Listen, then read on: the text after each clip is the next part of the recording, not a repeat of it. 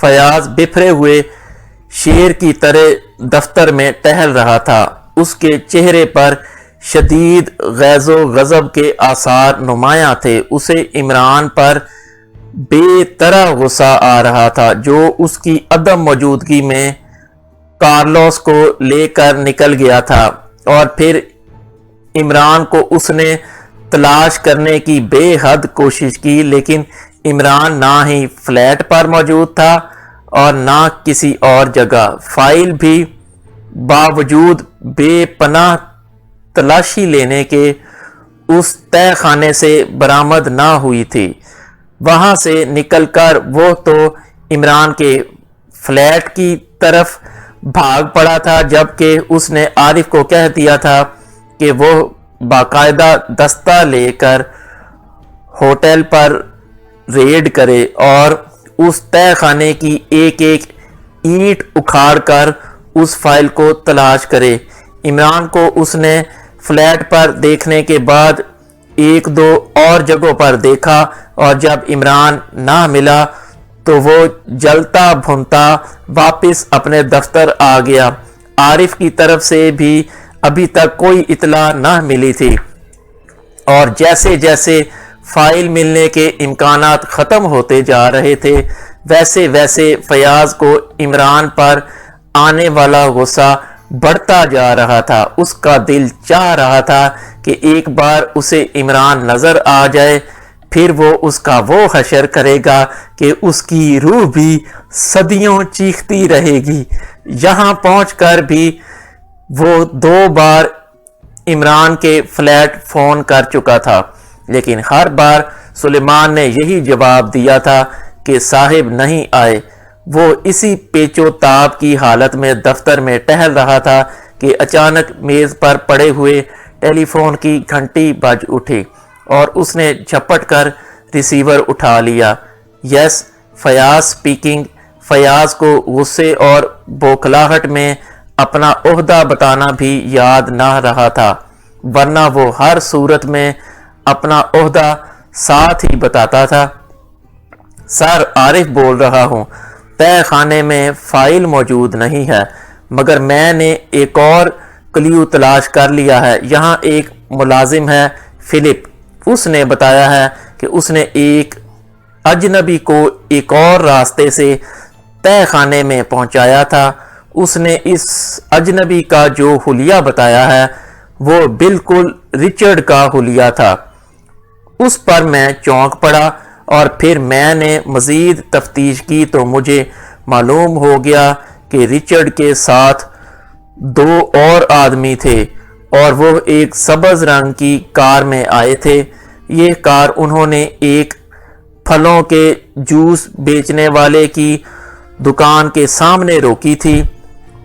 اس دکاندار کے لڑکے کو کار کا نمبر اور ماڈل یاد تھا، کیونکہ یہ لڑکا دن کے وقت کاروں کے ایک شو روم میں ملازمت کرتا ہے۔ اس لڑکے نے یہ بھی بتایا ہے کہ یہ کار اس نے پرنس کار ڈیلر کے شو روم میں برائے فروخت کھڑی دیکھی تھی۔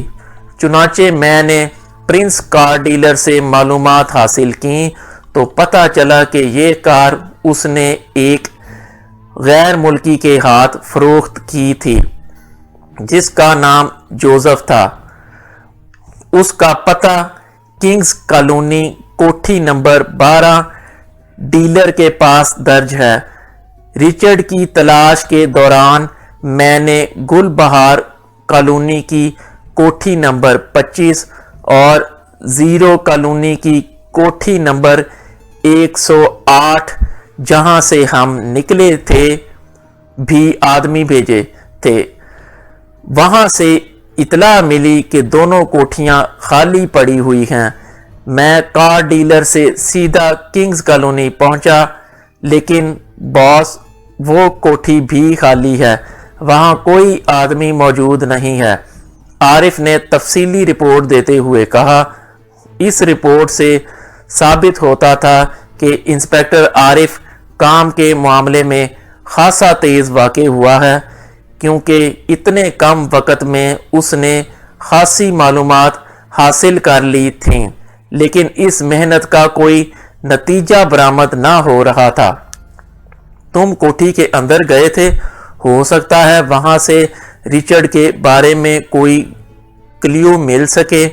वैसे असल मसला तो कार्लोस को तलाश करना है, फाइल तो उसके पास ही होगी। फयाज ने उलझे हुए लहजे में कहा, सर मेरा ख्याल है कि फाइल रिचर्ड ले उड़ा है, क्योंकि कार्लोस को तो इमरान और उसका साथी उस सिटिंग रूम से लेकर गए हैं और आपके कहने के मुताबिक उस वक्त फाइल कार्लोस के पास ना थी, और वैसे भी फाइल छुपाने के लिए सही जगह दफ्तर वाला कमरा ही हो सकता है। और ये बात तय है कि कार्लोस उस तय खाने से पहले बाहर नहीं गया। आरिफ ने कहा, ओ हाँ, तुम्हारी बात दिल को लगती है। इसका मतलब है फाइल इमरान को भी नहीं मिल सकेगी। फिर तो हमें हर कीमत पर उस रिचर्ड को तलाश करना है। ठीक है, तुम वहीं किंग्स कॉलोनी रुको, मैं खुद आ रहा हूँ, फयाज ने तेज लहजे में कहा, और रिसीवर रखकर वो तेजी से बैरूनी दरवाजे की तरफ बढ़ गया। चंद लम्हों बाद उसकी जीप खासी तेज रफ्तारी से किंग्स कॉलोनी की तरफ उड़ी चली जा रही थी। किंग्स कॉलोनी एक छोटी सी कॉलोनी थी, इसलिए किंग्स कॉलोनी में दाखिल होने के बाद उसने जल्द ही कोठी नंबर 12 तलाश कर ली। फिर जैसे ही जीप उसने कोठी के गेट पर रोकी, एक तरफ से इंस्पेक्टर आरिफ भी करीब आ गया।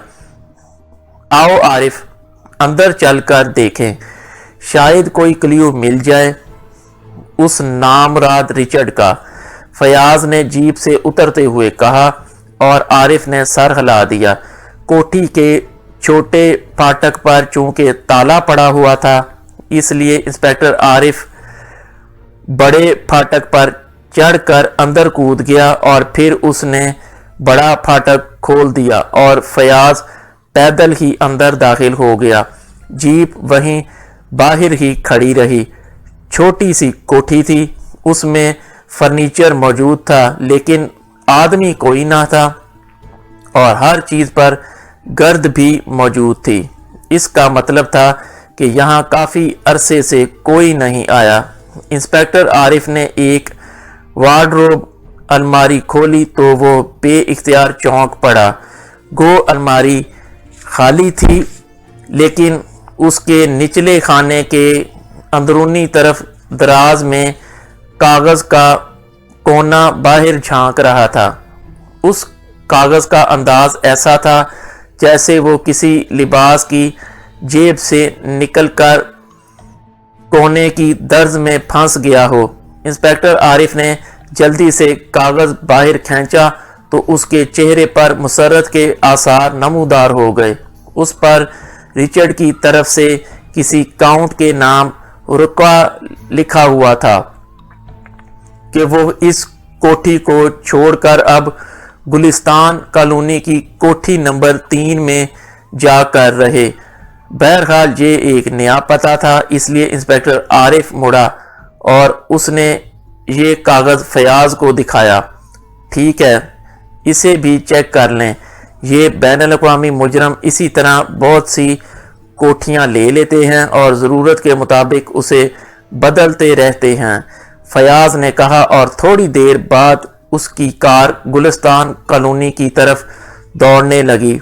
इंस्पेक्टर आरिफ चूंकि अलहदा जीप में यहाँ आया था, इसलिए वो अपनी जीप में उसके पीछे था। गुलिस्तान कॉलोनी पहुंचकर आरिफ ने अपनी जीप आगे करके फयाज को रुकने का इशारा किया और फयाज ने जीप रोक ली। सर, आप यहीं चौक पर रहें, आप यूनिफॉर्म में हैं, अगर मुजरिमों ने चेक कर लिया तो वो फरार हो जाएंगे। मैं सादा लिबास में हूँ, मैं इस कोठी की सूरत हाल चेक कर आता हूँ, आरिफ ने कहा और अपनी जीप एक साइड पर रोकी और फिर जीप से उतरकर वो तेज तेज कदम उठाता आगे बढ़ गया। फिर तकरीबन 15 मिनट बाद वो दौड़ता हुआ वापस आया। सर, रिचर्ड अंदर मौजूद है, उसके साथ 4 और आदमी भी हैं اور وہ سب فائل کو ملک سے نکالنے کے بارے میں باتیں کر رہے ہیں۔ وہ کار بھی موجود ہے، میں نے اندر جا کر چیکنگ کی ہے، عارف نے تیز تیز اور مسرت بھرے لہجے میں کہا۔ اوہ اوہ ویری گڈ انسپکٹر عارف، تم نے واقعی بہترین کارکردگی دکھلائی ہے۔ فوراً جیپ پر ہیڈ کوارٹر جاؤ اور وہاں سے مسلح دستہ ساتھ لے آؤ تاکہ ان پر ریڈ کیا جا سکے، فیاض نے انتہائی مسرت بھرے لہجے میں کہا۔ سر میں نے ایک اور تجویز سوچی ہے، آدمیوں کے کال کرنے اور ریڈ کرنے میں تو کافی وقت لگ جائے گا، کوٹھی کے اندر بے ہوش کر دینے والی گیس کا کیپسول کیوں نہ فائر کر دیا جائے، اس سے یہ سب بے ہوش ہو جائیں گے اور ہم آسانی سے انہیں کور کر لیں گے، ایسا نہ ہو کہ یہ پھر نکل جائیں اور پھر ان کی تلاش مشکل ہو جائے گی، انسپکٹر عارف نے کہا۔ مگر بے ہوشی والا بم کیا یہاں دکان پر فروخت ہوتا ہے؟ احمق آدمی، پھر بھی تو ہیڈ کوارٹر جانا ہوگا، فیاض نے غصیلے لہجے میں کہا۔ سر میں نے اپنی جیپ میں اسی قسم کا بہت سا سامان ایمرجنسی کے لیے رکھا ہوا ہے، میں لے آتا ہوں، انسپکٹر عارف نے مسکراتے ہوئے کہا اور تیزی سے ایک سائیڈ پر کھڑی اپنی جیپ کی طرف بڑھ گیا۔ اس نے جیپ کی پچھلی سیٹ اٹھائی اور اس کے نیچے بنے ہوئے صندوق نما خانے سے اس نے ایک لمبا مگر چپٹی نال کا پستول اٹھا کر سیٹ واپس رکھ دی، پستول اس نے جیب میں ڈالا۔ آئیے سر، انسپکٹر عارف نے کہا اور وہ دونوں تیز تیز قدم اٹھاتے آگے بڑھ گئے۔ تھوڑی دیر بعد عارف نے ایک چھوٹی سی کوٹھی کی طرف اشارہ کیا اور فیاض نے سر ہلا دیا۔ عارف نے کوٹھی کی سائیڈ گلی میں داخل ہو کر جیب سے وہی چپٹا اور لمبی نال والا پستول نکالا اور پھر اس نے ہاتھ اٹھا کر نال کا رخ اصل عمارت کے برآمدے کی طرف کیا اور ٹریگر دبا دیا۔ ٹھک کی تیز آواز کے ساتھ ہی پستول کی نال سے ایک چھوٹا سا کیپسول نکل کر ہوا میں اڑتا ہوا کوٹھی کے اندر جا گرا۔ آئیے سر، اب عقبی طرف سے اندر داخل ہوں، میں نے عقبی دروازہ اندر سے کھول دیا تھا، انسپکٹر عارف نے کہا اور وہ دونوں گلی میں سے ہوتے ہوئے عقبی طرف پہنچ گئے۔ یہاں ایک دروازہ موجود تھا، انسپکٹر عارف نے دروازے کو دھکیلا تو وہ کھل گیا۔ وہ بے ہوشی کی گیس کہیں ہم پر نہ اثر کرے، فیاض نے پریشان ہو کر کہا۔ نہیں سر، وہ جس قدر زود اثر ہے اسی قدر جلدی اس کا اثر ختم ہو جاتا ہے، انسپکٹر عارف نے فیاض کو تسلی دیتے ہوئے کہا اور وہ دونوں چلتے ہوئے عمارت کی اندرونی سائیڈ گلی سے ہو کر فرنٹ والے حصے میں پہنچ گئے۔ وہاں دو کاریں کھڑی تھیں۔ پھر بھی ہمیں کچھ دیر انتظار کرنا چاہیے، ایسا نہ ہو کہ ہم بھی بے ہوش ہو جائیں، فیاض نے کہا اور برآمدے کے قریب رک گیا۔ مجبوراً عارف کو بھی رکنا پڑا۔ 5 منٹ بعد فیاض آگے بڑھا اور پھر راہداری سے گزر کر وہ جب ایک کمرے کے کھلے دروازے پر پہنچے تو فیاض خوشی سے اچھل پڑا کیونکہ کمرے میں 5 افراد صوفوں پر لڑکے ہوئے تھے، جن میں ایک رچرڈ بھی تھا۔ انسپکٹر عارف بجلی کی سی تیزی سے صوفے پر پڑے ہوئے بے ہوش رچرڈ کی طرف بڑھا اور اس کے لباس کی تلاشی لینے لگا۔ چند لمحوں بعد جب اس کا ہاتھ واپس آیا تو اس کے ہاتھ میں ایک طے شدہ فائل موجود تھی۔ فیاض فائل دیکھتے ہی بجلی کی سی تیزی سے جھپٹا اور اس نے انسپکٹر عارف کے ہاتھ سے فائل جھپٹ لی۔ یہی ہے، بالکل یہی ہے، او خدایا تیرا شکر ہے، فائل واپس مل گئی، فیاض نے انتہائی مسرت بھرے لہجے میں کہا اور انسپکٹر عارف کا چہرہ بھی مسرت سے کھل اٹھا کیونکہ ظاہر ہے فائل مل جانے کے بعد اس کا ترقی کا چانس بن گیا تھا۔ ہاں ہاں، میں آخر کامیاب ہو گیا، فائل مل ہی گئی۔ اب اس عمران کو پتہ چلے گا کہ فیاض کسی سے کم نہیں ہے، خواہ مخواہ روب جماتا رہتا تھا۔ فیاض نے کہکہ لگاتے ہوئے انتہائی مسرت بھرے لہجے میں کہا، باس میری ترقی یاد رکھنا۔ عارف نے کہا، یاد کیا رکھنی ہے، سمجھو تمہیں ترقی مل گئی۔ فیاض نے اسی طرح مسرت بھرے لہجے میں کہا، خبردار، دونوں ہاتھ اٹھا دو۔ اسی لمحے دروازے کی طرف سے ایک کڑکتی ہوئی آواز سنائی دی۔ وہ دونوں بیک وقت تیزی سے دروازے کی طرف مڑے۔ دروازے پر ایک اجنبی آدمی ہاتھ میں ریوالور لیے کھڑا تھا، اور ظاہر ہے ریوالور کا رخ ان کی طرف ہی تھا۔ اور پھر اس سے پہلے کہ وہ کوئی بات کرتے، اس اجنبی نے ٹریگر دبا دیا اور کمرہ ریوالور کے دھماکوں اور ان دونوں کے حلق سے نکلنے والی چیخوں سے گونج اٹھا۔ ٹیلی فون کی گھنٹی بجتے ہی عمران نے ہاتھ بڑھا کر ریسیور اٹھا لیا۔ ٹائیگر کے جانے کے بعد وہ اس ٹیلی فون والے کمرے میں آ کر بیٹھ گیا تھا، کیونکہ اسے فائل کی برآمدگی کی اطلاع کا بے چینی سے انتظار تھا۔ فائل بے حد اہم تھی، اس لیے عمران چاہتا تھا کہ جلد از جلد فائل تلاش کر کے اسے سر سلطان کے حوالے کر کے اس بوجھ سے نجات حاصل کرے، کیونکہ یہ کیس واقعی ذہنی طور پر اس کے لیے بوجھ ہی بنا رہا تھا۔ یس عمران سپیکنگ، عمران نے ریسیور اٹھاتے ہی سنجیدہ لہجے میں کہا، کیونکہ اسے یقین تھا کہ فون ٹائیگر کی طرف سے ہی ہوگا۔ X2 دوسری طرف سے بلیک زیرو نے مخصوص لہجے میں کہا تو عمران چونک پڑا۔ ہاں بلیک زیرو، کیا رپورٹ ہے؟ عمران نے اسی طرح سنجیدہ لہجے میں کہا۔ اب چونکہ ٹائیگر یہاں موجود نہ تھا، اس لیے اس نے بلیک زیرو کا نام لے لیا تھا۔ عمران صاحب، مادام پارکر اور اس کے 3 ساتھی گرفتار ہو گئے ہیں۔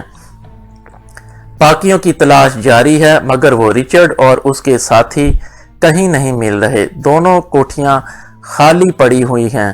بلیک زیرو نے اس بار اپنے اصل لہجے میں بات کرتے ہوئے کہا، انہیں تلاش کراؤ، وہ یقیناً ایوانز کو تلاش کرتے پھر رہے ہوں گے۔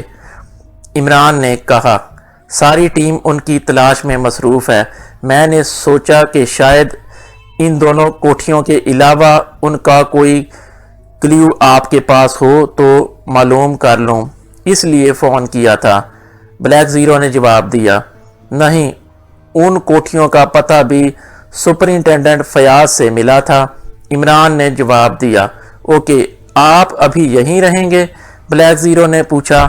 ہاں، میں اس فائل کے انتظار میں ہوں، ٹائیگر اسے حاصل کرنے گیا ہوا ہے، فائل ملنے کے بعد دانش منزل آؤں گا، عمران نے جواب دیا، اور بلیک زیرو نے ایک بار پھر اوکے کہہ کر ریسیور رکھ دیا۔ عمران نے بھی ہاتھ بڑھا کر ریسیور رکھا ہی تھا کہ اس کی کلائی پر ضربیں لگنے لگیں۔ اس نے چونک کر گھڑی کا ونڈ بٹن مخصوص انداز میں کھینچا تو 4 کا ہندسہ تیزی سے جلنے بجھنے لگا۔ دوسرے لمحے گھڑی سے ٹائیگر کی آواز سنائی دی، یس عمران اٹینڈنگ اوور۔ عمران نے تیز لہجے میں کہا، باس یہاں فائل ہوٹل برگنزا سے نہیں ملی۔ میں جب وہاں پہنچا تو انٹیلیجنس کے آدمی انسپیکٹر عارف کی سرکردگی میں اس تہہ خانے کو ادھیڑنے میں مصروف تھے، لیکن فائل انہیں بھی نہیں ملی۔ انسپیکٹر عارف یہاں ادھر ادھر بھی پوچھ گچھ کرتا رہا۔ اس نے یہاں کے ایک ملازم فلپ سے بھی پوچھ گچھ کی اور پھر چلا گیا۔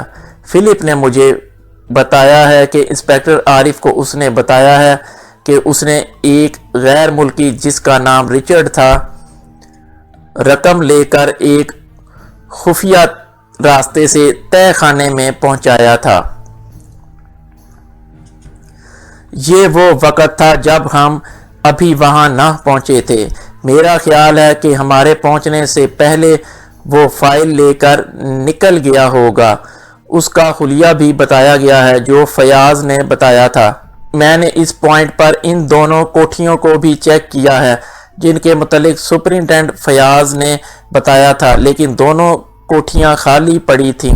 وہاں سے چیکنگ کے بعد دوبارہ ہوٹل برگنزا جا رہا تھا تاکہ وہاں سے اس رچرڈ کے بارے میں مزید انکوائری کروں کہ میں نے سپرنٹینڈنٹ فیاض اور انسپکٹر عارف کو کنگز کالونی کی ایک کوٹھی کے گیٹ سے باہر نکلتے ہوئے دیکھا۔ کیونکہ شارٹ کٹ کی وجہ سے میں کنگز کالونی سے ہی گزر رہا تھا، میں ان کو اس کوٹھی سے نکلتے دیکھ کر چونکا اور پھر آگے جا کر میں نے کار واپس موڑی تو وہ دونوں علیحدہ علیحدہ جیپوں میں بیٹھ کر جا رہے تھے۔ میں نے ان کا تعاقب کیا تو وہ کنگز کالونی سے ملحقہ گلستان کالونی میں پہنچ کر چوک کے قریب رک گئے۔ پھر انسپکٹر عارف اپنی جیپ سے اتر کر اکیلا ایک کوٹھی نمبر 3 کی طرف گیا۔ میں نے دوسری سائیڈ سے اسے چیک کیا تو وہ اس کوٹھی کی اکبی دیوار کراس کر کے اندر گیا ہے، ابھی تک باہر نہیں نکلا، جبکہ سپرنٹینڈنٹ فیاض چوک پر اپنی جیپ میں بڑا مضطرب اور بے چین بیٹھا ہوا نظر آ رہا ہے۔ میں نے سوچا کہ آپ کو کال کر کے مزید ہدایات لے لوں۔ مجھے تو ایسا محسوس ہو رہا ہے کہ یہ دونوں کسی خاص کلیو پر کام کر رہے ہیں۔ اوور، ٹائیگر نے تیز تیز لہجے میں رپورٹ دیتے ہوئے کہا۔ اوہ، یقیناً یہ انسپکٹر عارف کسی خاص کلیو پر کام کر رہا ہے۔ وہ بے حد تیز اور ذہین آدمی ہے۔ تم انہیں چیک کرو، میں خود آ رہا ہوں۔ اوور اینڈ آل، عمران نے تیز لہجے میں کہا اور ونڈ بٹن پریس کر کے وہ اٹھا اور پھر جوزف اور جوانا کو کارلوس کا خیال رکھنے کا کہہ کر وہ کار لے کر رانا ہاؤس سے نکلا اور اس کی کار انتہائی تیز رفتاری سے دوڑتی ہوئی گلستان کالونی کی طرف بڑھنے لگی۔ گلستان کالونی رانا ہاؤس سے کافی قریب تھی، اس لیے چند ہی منٹ میں عمران گلستان کالونی پہنچ گیا۔ اسے فیاض کی خالی جیپ ایک سائیڈ پر کھڑی نظر آ گئی۔ اس سے ذرا آگے ایک اور سرکاری جیپ بھی موجود تھی۔ عمران نے کار ایک سائیڈ پر روکی اور دروازہ کھول کر نیچے اترا اور تیزی سے آگے بڑھ گیا۔ کوٹھی نمبر 3 کچھ فاصلے پر تھی، اس کا پھاٹک بند تھا۔ وہ سائیڈ گلی سے ہوتا ہوا جیسے ہی اکبی طرف پہنچا، کوڑے کے ایک بڑے ڈرم کے پیچھے سے ٹائیگر باہر آ گیا۔ ٹائیگر نے چہرے پر اپنا مخصوص ماسک میک اپ کر رکھا تھا، شاید فیاض کی نظروں سے بچنے کے لیے اس نے ایسا کیا تھا۔ باس، سپرنٹینڈنٹ فیاض اور عارف ابھی اکبی طرف سے اندر گئے ہیں۔ اس سے پہلے عارف نے اندر 0x پسٹل سے فائر بھی کیا تھا۔ ٹائیگر نے تیز لہجے میں کہا۔ اوہ، اس کا مطلب ہے کہ اندر زیادہ افراد موجود تھے، اس لیے اس نے بے ہوش کر دینے والی گیس کا فائر کیا۔ آؤ میرے ساتھ، عمران نے سر ہلاتے ہوئے کہا اور تیزی سے اکبی دیوار میں کھلے ہوئے دروازے میں داخل ہو گیا۔ ٹائیگر اس کے ساتھ تھا۔ عمران نے اندرونی سائیڈ گلی سے فرنٹ کی طرف جاتے ہوئے اپنی جیب سے ماسک نکالا اور اسے چہرے پر چڑھا کر مخصوص انداز میں تھپ تھپایا تو اس کا چہرہ یکسر بدل گیا۔ ہاں ہاں ہاں، آخر میں کامیاب ہو گیا، فائل مل ہی گئی۔ ان کے برآمدے میں پہنچتے ہی راہداری سے سپر فیاض کی انتہائی مسرت بھری آواز سنائی دی اور عمران بے اختیار مسکرا دیا۔ باس، میری ترقی یاد رکھنا، انسپکٹر عارف کی بے تکلفانہ آواز سنائی دی۔ وہ دونوں آگے پیچھے چلتے ہوئے راہداری میں سے آگے بڑھے۔ ساتھ ہی ایک کمرے کا دروازہ تھا جو پوری طرح کھلا ہوا تھا اور آوازیں اسی کمرے سے آ رہی تھیں۔ عمران نے ٹائیگر کو وہیں رکنے کا اشارہ کیا اور پھر اس نے کوٹ کی اندرونی جیب سے ایک چھوٹا سا سرخ رنگ کا کیپسول نکالا اور دوسرے ہاتھ میں ریوالور لیے وہ اچھل کر آگے بڑھا اور دروازے میں داخل ہو گیا۔ خبردار، دونوں ہاتھ اٹھا دو، عمران نے آواز بدل کر انتہائی کڑکدار لہجے میں کہا۔ انسپکٹر عارف کا ہاتھ تیزی سے جیب کی طرف بڑھا ہی تھا کہ عمران نے ٹریگر دبا دیا۔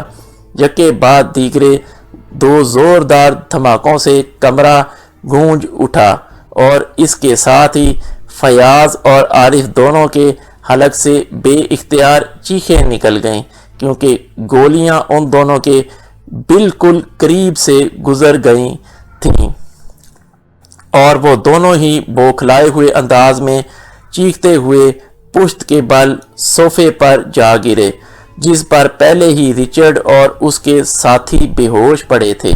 پھر اس سے پہلے کہ وہ اٹھتے، عمران نے دوسرے ہاتھ میں پکڑا ہوا کیپسول پوری قوت سے فرش پر مار دیا اور خود سانس روک لیا۔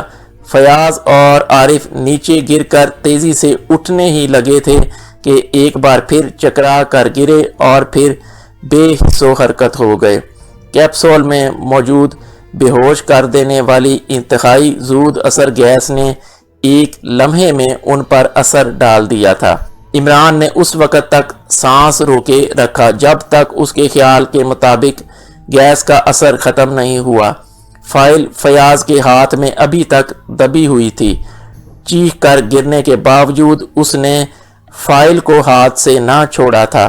عمران مسکراتا ہوا آگے بڑھا اور پھر اس نے فائل اس کے ہاتھ سے نکالی اور اسے ایک نظر دیکھ کر اس نے اسے تہہ کر کے اپنے کوٹ کی جیب میں ڈالا اور پھر موڑ کر دروازے کی طرف بڑھ گیا۔ ٹائیگر، یہ چابی لو اور باہر جا کر میری کار اندر لے آؤ۔ رچرڈ اور اس کے ساتھیوں کو میں ساتھ لے جاؤں گا، البتہ فیاض اور عارف یہیں رہیں گے۔ انہیں 1 گھنٹے میں خود ہی ہوش آ جائے گا اور پھر یہ اس اجنبی کو تلاش کرتے پھریں گے جو عین موقع پر اس سے فائل لے گیا تھا۔ عمران نے مسکراتے ہوئے کہا اور جیب سے چابی نکال کر ٹائیگر کی طرف بڑھا دی۔ ویسے باس، اس بار فیاض صاحب نے واقعی کام دکھایا ہے اور ہم سے پہلے فائل تک پہنچ گئے ہیں، ٹائیگر نے چابی لیتے ہوئے کہا اور عمران ہنس پڑا۔ ہاں واقعی، اگر تم اتفاق سے انہیں چیک نہ کر لیتے اور تمہیں ان پر شک نہ پڑتا تو اس بار فیاض مجھے ہاتھ دکھا گیا تھا اور اس نے ساری عمر مجھے تانے دے دے کر ذلیل کرتے رہنا تھا۔ عمران نے مسکراتے ہوئے جواب دیا اور ٹائیگر سر ہلاتا ہوا پورچ کی طرف بڑھ گیا۔ فیاض اپنے دفتر میں کرسی پر سر جھکائے بیٹھا ہوا تھا۔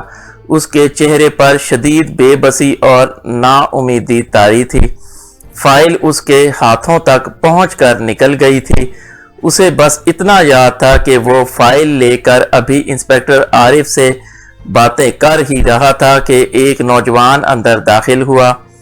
اس نے ان پر فائرنگ کر دی۔ گولیاں تو انہیں نہ لگیں، لیکن وہ دونوں چیختے ہوئے نیچے گر گئے اور پھر ابھی وہ اٹھ ہی رہا تھا کہ اس کے ذہن پر تاریکی کا سیاہ پردہ چھا گیا۔ پھر جب اسے ہوش آیا تو انسپکٹر عارف اس پر جھکا ہوا تھا۔ ہوش آنے کے بعد جب اسے معلوم ہوا کہ نہ صرف فائل غائب ہو چکی ہے بلکہ رچرڈ اور اس کے باقی ساتھی بھی غائب ہیں تو وہ بے حد پریشان اور نا امید سا ہو گیا۔ انسپکٹر عارف کا بھی یہی خیال تھا کہ رچرڈ کا کوئی ساتھی اچانک آیا اور وہ انہیں بے ہوش کر کے فائل اور اپنے ساتھیوں کو لے کر نکل گیا اور اس نے انہیں اس لیے ہلاک نہیں کیا کہ وہ بہرحال سرکاری آدمی تھے اور شاید وہ کسی سرکاری آدمی کو ہلاک کر کے حکومت سے دشمنی مول نہ لینا چاہتے تھے۔ اس کے بعد فیاض نے انسپکٹر عارف کی سرکردگی میں پوری سینٹرل انٹیلیجنس کو رچرڈ اور اس کے ساتھیوں کی تلاش میں مسلسل دوڑا رکھا تھا، لیکن دوسرا روز گزر جانے کے باوجود ابھی تک کوئی بھی امید افزا رپورٹ نہ ملی تھی۔ وہ لوگ یوں غائب ہو گئے تھے جیسے ان کا کہیں کوئی وجود ہی نہ رہا ہو، اور اب تو انسپکٹر عارف بھی فائل کی برآمدگی سے نا امید ہو چکا تھا۔ سپر فیاض کو سب سے زیادہ فکر سر رحمان کی کھائی جا رہی تھی، کیونکہ ان کی آمد کی تاریخ قریب آ گئی تھی اور اسے معلوم تھا کہ جب انہیں معلوم ہوگا کہ فیاض نے فائل برآمد نہیں کی تو وہ اس کی طرف سے ایک لفظ سنے بغیر اسے گولی سے اڑا دیں گے۔ وہ سر رحمان کی فطرت اور عادت سے بخوبی واقف تھا، اس لیے اس کی جان سولی پر لٹکی ہوئی تھی۔ ایک بار پھر اسے خیال آیا کہ وہ خودکشی کر لے، لیکن خودکشی کا خیال آتے ہی اس کے ذہن میں عمران کا نام گونجا اور وہ بری طرح چونک پڑا۔ فائل کی برآمدگی کی اس بھاگ دوڑ میں وہ عمران اور کارلوس کو تو یکسر بھول گیا تھا۔ ویسے بھی چونکہ وہ خود فائل رچرڈ سے حاصل کر چکا تھا، اس لیے اسے معلوم تھا کہ عمران بھی کارلوس کو اٹھا کر لے جانے کے باوجود کچھ حاصل نہ کر سکا ہوگا، لیکن اب اسے خیال آیا کہ اگر وہ پہلے یہ کام عمران کے ذمہ لگا دیتا تو اسے اتنی پریشانی نہ اٹھانی پڑتی، اور اب بھی سر رحمان کی آمد سے پہلے وہ اگر عمران کو رچرڈ اور اس کے ساتھیوں سے فائل لینے اور پھر آئندہ واقعات بتا کر کسی طرح فائل کی برآمدگی پر رضامند کر لے تو اسے یقین تھا کہ عمران کام دکھا دے گا۔ چنانچہ اس نے ہاتھ بڑھا کر ٹیلی فون کا ریسیور اٹھایا اور تیزی سے عمران کے فلیٹ کے نمبر ڈائل کرنے شروع کر دیے۔ کچھ دیر تک تو بار بار گھنٹی بجتی رہی اور کسی نے ریسیور نہ اٹھایا۔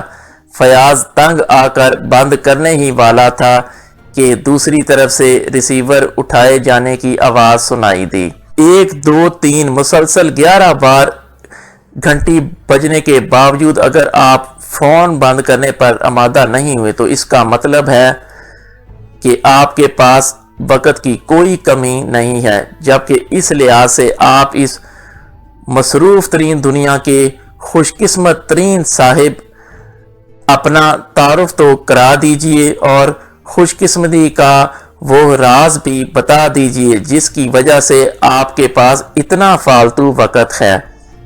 اس سے بہتوں کا بھلا ہوگا۔ دوسری طرف سے ریسیور اٹھتے ہی عمران کی فل سپیڈ میں دوڑتی ہوئی آواز سنائی دی۔ میں فیاض بول رہا ہوں، فیاض نے ہونٹ چباتے ہوئے کہا۔ اس کے ذہن پر چونکہ پریشانی نے ڈیرا جما رکھا تھا، اس لیے اس پر عمران کے ان فکروں نے ذرا برابر بھی اثر نہ کیا۔ فیاض، واہ، پھر تو 2-4 کلو وقت کی فیاضی کر ہی دیجئے۔ بندہ آپ کو تو نہیں بلکہ آپ کے بال بچوں کو ہر وقت ہر وقت تو ممکن ہی نہیں ہے۔ ہاں، جب وقت ملے گا، اور مجھے یقین ہے کہ وقت مل ہی نہیں سکتا۔ 2 روز سے سارا شہر گھوم ڈالا ہے، ایک دکان چھان ماری ہے، لیکن وقت کہیں سے مل ہی نہیں رہا۔ کہتے ہیں آج کل وقت کی بڑی شارٹیج ہو رہی ہے، اور مجھے تو اب پتہ چلا کہ وقت کی باقاعدہ ذخیرہ اندوزی ہو رہی ہے۔ عمران کی زبان ایک بار پھر رواں ہو گئی تھی۔ میں خودکشی کر رہا ہوں، فیاض نے اسی طرح سپاٹ لہجے میں کہا۔ اگر وقت مل جائے خودکشی کرنے کا تو یقین کرو اس سے زیادہ نیک کام ہی کوئی نہیں۔ قرض خواہ منہ پیٹتے رہ جاتے ہیں، بیوی کو نیا لقب مل جاتا ہے، میرا مطلب ہے وہ بیوہ ہو جاتی ہے، بچے یتیم ہو جاتے ہیں۔ دیکھو کس قدر انقلاب آتا ہے، بڑا انقلابی قدم ہوتا ہے۔ عمران کی زبان ایک بار پھر چل پڑی۔ تو تم چاہتے ہو کہ میں خودکشی کر لوں؟ ٹھیک ہے، ایسے ہی صحیح، فیاض نے ہونٹ بھینچتے ہوئے کہا۔ ارے فون بند نہ کرنا، اگر تم واقعی اس نیک کام کا فیصلہ کر چکے ہو تو بس میری ایک ہی درخواست ہے کہ وصیت نامے میں فلیٹ اور بینکوں میں موجود اکاؤنٹ اور سٹی بینک میں 2 بڑے لاکر بس وہ میرے لیے لکھ جانا۔ میں اس کے بدلے میں تمہاری یہی خدمت کر سکتا ہوں کہ تمہارے کفن دفن کے انتظامات چندہ کر کے پورے کر دوں گا۔ عمران کی آواز سنائی دی۔ تم پتھر ہو، سفاک ہو، ظالم ہو، بلکہ کمینے ہو، سمجھے؟ تمہیں صرف اپنی ذات سے غرض ہے۔ نان سینس، فیاض نے غصے سے چیختے ہوئے کہا اور دھڑام سے ریسیور رکھ کر اس نے دونوں ہاتھوں سے سر پکڑ لیا۔ اسے اب اپنے سے زیادہ عمران پر غصہ آ رہا تھا۔ میں پہلے اسے گولی ماروں گا پھر خودکشی کروں گا۔ اس نے کیا سمجھ رکھا ہے مجھے؟ فیاض نے غصے سے بڑبڑاتے ہوئے کہا۔ اسی لمحے میز پر پڑے ہوئے ٹیلی فون کی گھنٹی بج اٹھی اور فیاض نے اسی غصے کے عالم میں ریسیور اٹھا لیا، کیونکہ وہ جانتا تھا کہ عمران کا فون ہوگا۔ میں پہلے تمہیں گولی ماروں گا پھر خودکشی کر لوں گا۔ تم جیسے ظالم کمینے کٹھور آدمی کو زندہ رہنے کا کوئی حق نہیں ہے۔ فیاض نے ریسیور اٹھاتے ہی حلق کے بل چیختے ہوئے کہا۔ فیاض صاحب، یہ آپ کیا کہہ رہے ہیں؟ میں انسپکٹر عارف بول رہا ہوں۔ دوسری طرف سے انسپکٹر عارف کی حیرت بھری آواز سنائی دی۔ تم کیوں بول رہے ہو؟ نان سینس، میں سمجھا وہ کمینہ عمران بول رہا ہے۔ فیاض نے بوکھلائے ہوئے لہجے میں کہا۔ جناب، میں نے اس لیے فون کیا ہے کہ آپ رپورٹ کے منتظر ہوں گے، جبکہ سارا شہر چھان مارنے کے باوجود اب تک رچرڈ اور اس کے ساتھیوں میں سے ایک آدمی بھی ہاتھ نہیں آیا اور نہ ہی اس فائل کا کہیں پتہ چلا ہے۔ انسپکٹر عارف نے کہا، تم سے کچھ بھی نہیں ہونا، تم میں اتنی صلاحیت ہی نہیں ہے کہ کام کر سکو۔ نہ جانے کس احمق نے تمہیں بھرتی کرا دیا ہے۔ حالت یہ ہے اور مجھے کہتے ہو کہ مجھے سینئر انسپکٹر بنا دو، ترقی دے دو۔ اس برتے پر ترقی مانگ رہے تھے؟ نان سینس، ڈیم فول، فیاض نے انتہائی غصیلے لہجے میں کہا اور ریسیور کریڈل پر پٹک دیا۔ غصہ تو فیاض کو عمران پر آ رہا تھا، لیکن درمیان میں انسپکٹر عارف کی شامت آ گئی تھی۔ ترقی مانگ رہا تھا؟ نان سینس، ملے گی ترقی تمہیں۔ مجھے سر رحمان گولی مار دیں گے اور اسے ترقی ملے گی۔ فیاض نے اسی طرح غصیلے انداز میں بڑبڑاتے ہوئے کہا اور ایک بار پھر دونوں ہاتھوں سے سر پکڑ لیا۔ اس کا ذہن اس وقت واقعی معوف ہو رہا تھا۔ اس کی سمجھ میں نہ آ رہا تھا کہ آخر وہ اس نامراد فائل کو کہاں سے حاصل کر لے، کیسے حاصل کرے۔ لکھ لیا وصیت نامہ؟ کچھ دیر بعد اچانک دروازے سے عمران کی آواز سنائی دی اور فیاض نے چونک کر سر اٹھایا۔ اس کی آنکھیں سرخ ہو رہی تھیں۔ تم کمینے، اب تم یہاں بھی میرا دل جلانے آ گئے ہو؟ تم دونوں باپ بیٹے ایک جیسے ہو۔ ظالم کمینے، دفع ہو جاؤ، نکل جاؤ، آئی سے گیٹ آؤٹ، فیاض نے غصے کی شدت سے بفرے ہوئے لہجے میں کہا۔ باپ بیٹے تو ہوتے ہی ایک ہیں، باپ بیٹے جو ہوئے۔ ویسے ایک بات تو بتاؤ، تمہیں کس حکیم نے نسخے میں لکھ کر دیا تھا کہ تم انٹیلیجنس کے دائرہ کار سے باہر نکل کر سیکرٹ سروس کے دائرہ کار میں مداخلت کرو؟ اچھے بھلے اپنے دھندے میں لگے ہوئے تھے اور بینک بیلنس تیزی سے بڑھتا جا رہا تھا۔ عمران نے ہونٹ بھینچتے ہوئے کہا۔ Secret service? کیا مطلب؟ سیکرٹ سروس کا اس فائل سے کیا تعلق؟ فیاض نے حیرت بھرے لہجے میں کہا۔ بڑا تعلق ہے، ان کا کام بھی یہی ہے کہ ایسی گمشدہ فائلیں تلاش کرتے رہیں اور بین الاقوامی مجرموں کو گرفتار کریں۔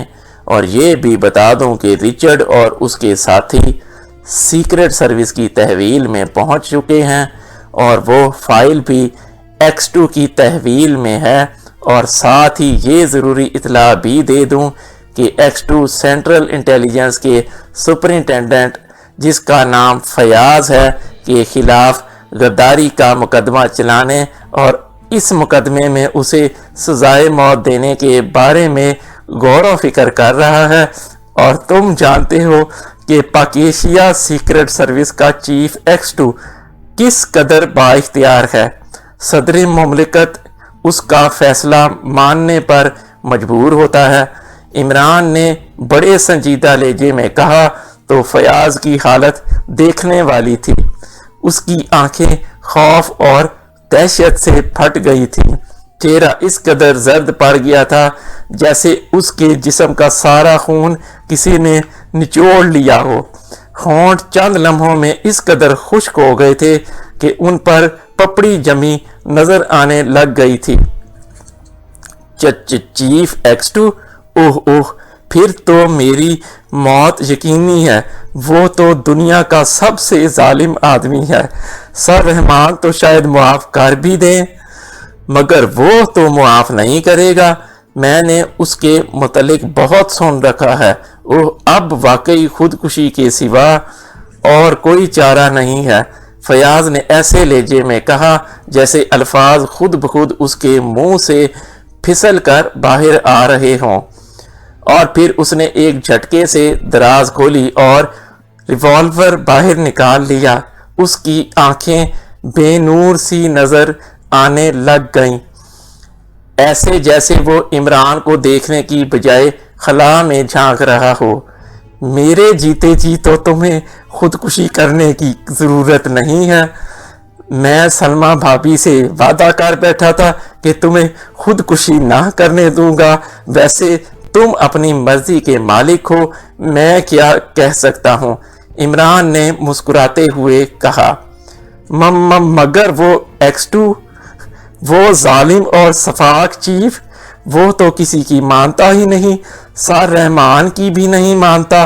وہ اس کا کیا ہوگا؟ وہ یقیناً مجھ پر غداری کا مقدمہ بھی کر دے گا اور اس کی سزا بھی دے دے گا۔ وہ ایسا ہی ظالم ہے، انتہائی بے رحم ہے، میں جانتا ہوں اسے۔ فیاض نے اٹک اٹک کر کہا۔ ابھی فون پر تو تم مجھے ظالم، بے رحم اور نہ جانے کیا کیا کہہ رہے تھے، اب یہ القاب X2 کو بخش رہے ہو۔ اس کا مطلب ہے کہ میں ان سے بری الذمہ ہوں۔ اصل میں سپر فیاض وہ کیا کہتے ہیں، گھر کی مرغی دال برابر۔ تم نے کبھی میری قدر ہی نہیں کی۔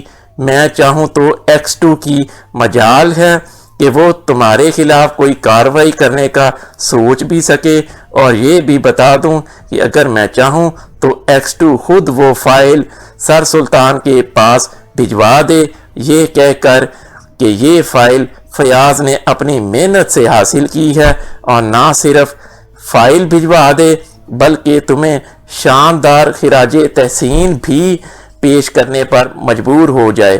لیکن میں کیوں ایسا چاہوں، جبکہ میں تو ظالم ہوں، بے رحم ہوں، کمینہ ہوں اور خود غرض ہوں۔ عمران نے انتہائی سنجیدہ لہجے میں کہا۔ تم اور X2 سے یہ منواؤ گے؟ مجھے احمق سمجھتے ہو؟ تمہاری تو اس سے بات کرنے کی جرت نہ ہوگی۔ فیاض نے منہ بناتے ہوئے کہا۔ اچھا یہ بات ہے تو پھر دیکھو، عمران نے غصیلے لہجے میں کہا، اور ٹیلی فون سیٹ اس نے اپنی طرف گھمایا اور پھر ایک ہاتھ اوپر رکھ کر تیزی سے نمبر ڈائل کرنے شروع کر دیے تاکہ فیاض X2 کے مخصوص نمبر نہ چیک کر سکے۔ نمبر ڈائل کر کے اس نے ٹیلی فون کے ساتھ لگے ہوئے لاؤڈر کا بٹن دبا دیا۔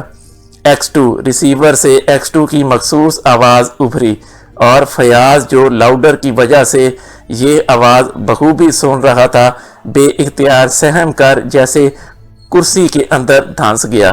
اس کے چہرے پر خوف کے تاثرات ابھر آئے۔ عمران بول رہا ہوں جناب، آپ کو تو معلوم ہے کہ سپرنٹینڈنٹ فیاض میرا دوست بھی ہے اور محسن بھی، اور پھر اس کی بیوی سلمہ بھابی کو میں اپنی सगी बहन भी समझता हूँ। इमरान ने मौदबाना लहजे में कहा, फजूल बातें मत करो, मेरे पास फजूल बातों का वक्त नहीं है, फोन करने का मकसद बताओ। X2 के लहजे में गुराहट उभर आई। जज जनाब, ये फजूल बात नहीं है, सलमा भाभी के बेवा होने या ना होने का मसला है। अगर मैं आपसे सिफारिश करूं तो क्या आप मेरी सिफारिश मान लेंगे ना? आखिर मैंने आपकी हमेशा खिदमत की है।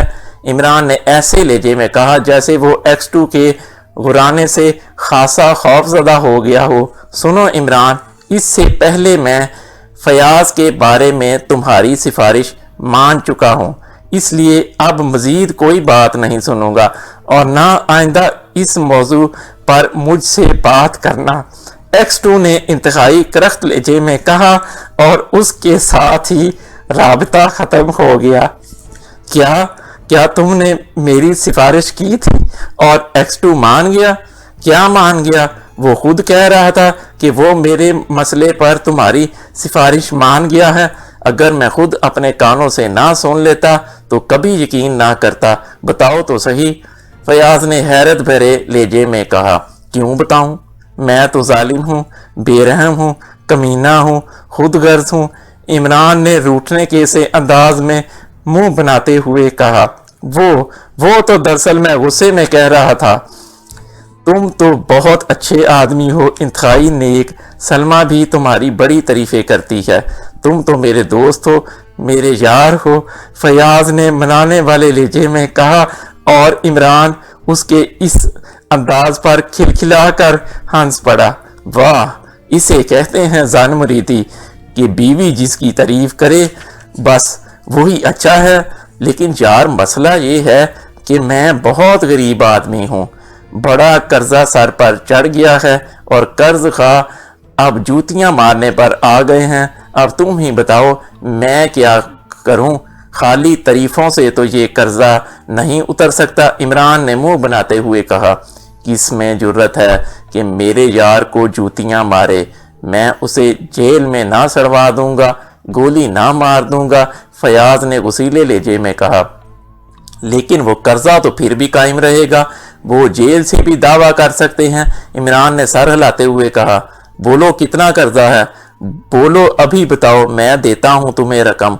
दोस्त की इज्जत से रकम ज्यादा अहमियत नहीं रखती, मुंह पर मारो जाकर उनकी रकम। ये भी कोई बात है? फयाज ने पुरजोश लहजे में कहा और तेजी से उसने दराज खोली और उसमें से एक चेक बुक निकाल कर उस पर दस्तखत किए और फिर चेक फाड़कर इमरान की तरफ फेंक दिया। लो, जितना कर्जा हो इस पर दर्ज कर लेना। कमाल है, दोस्तों के होते हुए कोई तुम्हें कैसे कुछ कह सकता है? हाँ, अब तो बताओ तुमने क्या सिफारिश की थी X2 से जो वो मान गया है? फयाज ने कहा, वाह, दोस्त हों तो ऐसे हों। इमरान ने मुस्कुराते हुए कहा और चेक तय करके उसने जेब में रख लिया। मैंने X2 से सिफारिश की थी कि फयाज को गोली मारने की सजा देने की बजाय फांसी लगा दिया जाए। आखिर वो मेरा दोस्त है और X2 ने अज़राए करम मेरी सिफारिश मान ली। देखो ना कितनी बेइज्जती है कि फायरिंग स्क्वाड बंदूकें लेकर सामने खड़ा हो और फिर धमाकों से कई गोलियां लगें और आदमी मर जाए। इंतहाई बदज़ौकी है, जबकि फांसी में कितना हुस्न है। खुसूसी तौर पर उसका रसा तैयार होता है, बड़े फनकाराना अंदाज में गांठ लगाई जाती है, चेहरे पर नकाब चढ़ाया जाता है, फिर लीवर खींचा जाता है। चलो कोई बात तो हुई। इमरान ने मुस्कुराते हुए कहा, तो ये सिफारिश की थी तुमने कि मुझे फांसी चढ़ाया जाए, और तुम मेरे दोस्त भी बनते हो। मैं भी कहूं कि X2 जैसा बेरहम तुम जैसे आम आदमी की सिफारिश कैसे मान गया?